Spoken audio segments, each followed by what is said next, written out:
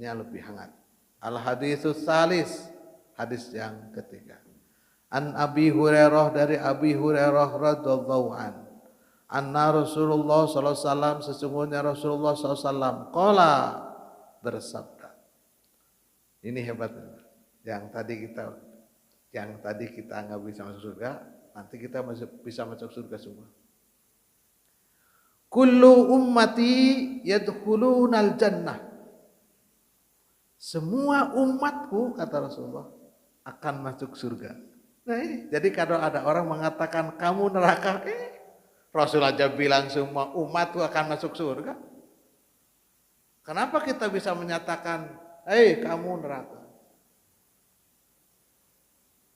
Ini Rasul bilang, kullu ummati yadkhulunal jannah. Semua umatku akan masuk surga. Pertanyaannya kan kapan masuk surganya? Ya setelah mati, nggak mungkin kan sekarang masuk surga. Itu jawaban pertama. Setelah mati, setelah masuk kubur, setelah di alam mahsyar, setelah dihitung amal-amalnya, dan sebagainya. Itu masuk surga. Kalau ditanya kapan.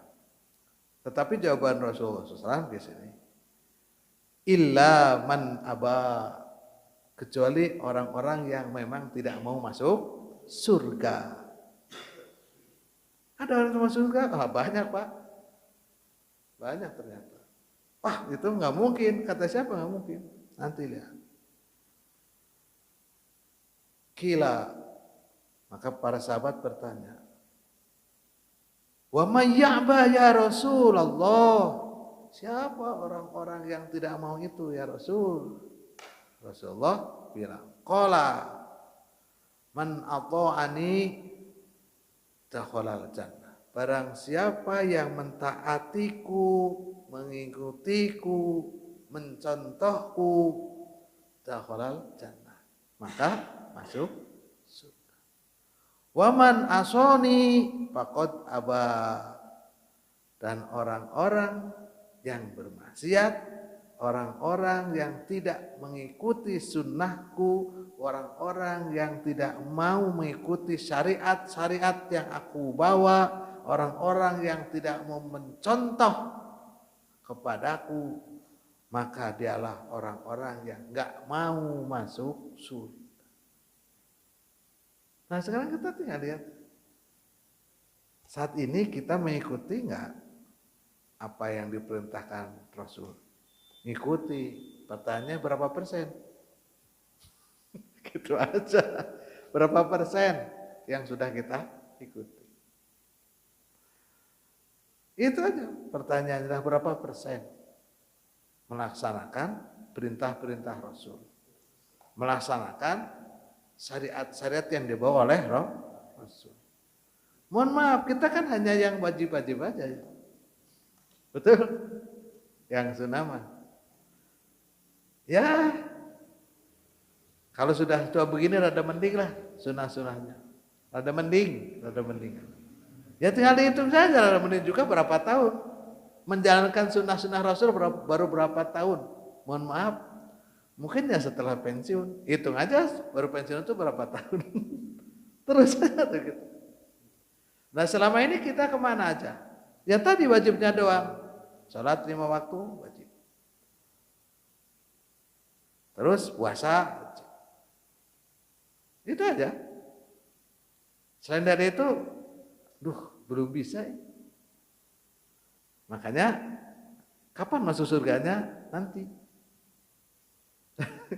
Setelah ditimbang dulu amal-amalnya. Sudah pasti sudah mati, nggak mungkin orang masuk surga.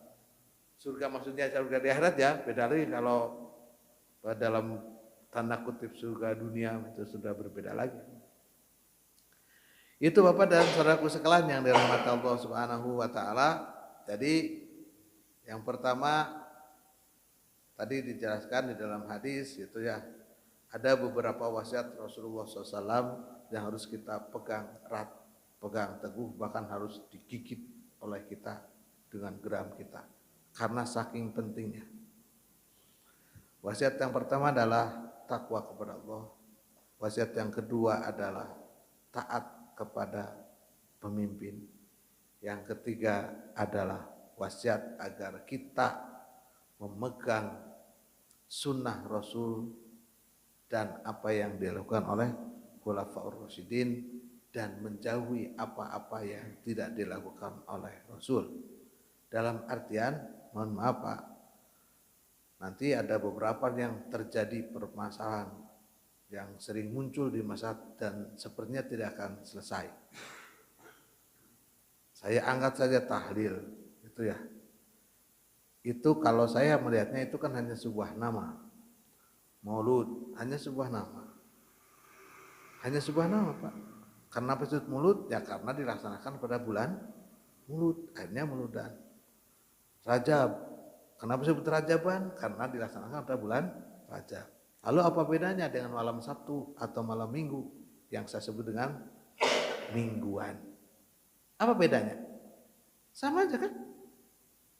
Kenapa yang malam minggunya kayak begini tidak bid'ah, tetapi jadi tatkala Mauludan jadi bid'ah? Kan tidak sebanding. Karena itu sebut waktunya saja. Yang terpenting kan isinya. Nah, kalau isinya itu menyalahi dari apa yang menjadi sunnah Rasul, syariat Rasul, syariat Khulafaur Rasyidin, itulah menjadi bid'ah. Selama isinya itu adalah hal-hal yang bernilai ibadah, membaca Quran, mengkaji hadis, masalah waktu masih silakan saja. Mau bulan Maulud, mau bulan Rajab, mau bulan Safar, mau bulan puasa, mau bulan apa saja silakan saja. Ya ganti saja namanya tuh. Pengajian di bulan Maulud itu. Jangan Mauludan. Itu menjadi permasalahan. Nah, itu yang biasanya kita itu melihat sesuatu itu dari covernya saja. Tidak melihat dari isinya. Maka itulah yang diharapkan dari sini, jangan semudah kita menyatakan bid'ah dan jangan kita mudah mendistorsi orang lain nar, kafir. Ini yang tersirat dari hadis ini. Yang kedua, apalagi tadi nar. Ini ada jaminan Rasul, kullu ummati yadkhuluna jannah. Bayangkan, semua kita masuk surga Pak. Dengan syarat dan ketentuan berlaku. Apa syaratnya? Tadi. Man atau ani. Taat kepada perintah-perintah Rasul. Ikuti syariat-syariat Rasul. Contoh. Makanya kalau ada orang mengatakan, Anda nar, kamilah yang surga. Emang lu sudah sampai mana? Mengikuti atau mencontoh Rasul. Kan kemarin sudah bilang ya. Mohon maaf gitu, kalau hanya baru gayanya saja gitu. Gayanya saja. Tidak. Baru gaya gitu. Baru gayanya saja. Kalau hanya gaya kan tadi kita bergaya seperti artis. Kita sudah jadi artis atau belum? Kalau masalah gaya mah boleh-boleh aja ya. Bapak mau gaya kayak artis boleh. Bajunya kayak artis, mobilnya kayak artis gitu. Nyisirnya kayak artis. Ya silakan saja. Tetapi artis bukan. Kan bukan masalah gaya sebenarnya. Tapi bagaimana amalan-amalan yang dilakukan oleh Rasulullah SAW itu yang lebih terpenting. Itu bukan masalah gaya. Itu ya. Kalau mau ya silakan. Bukan hanya gaya style, mohon maaf, cara berpakaiannya. Bukan begitu saja.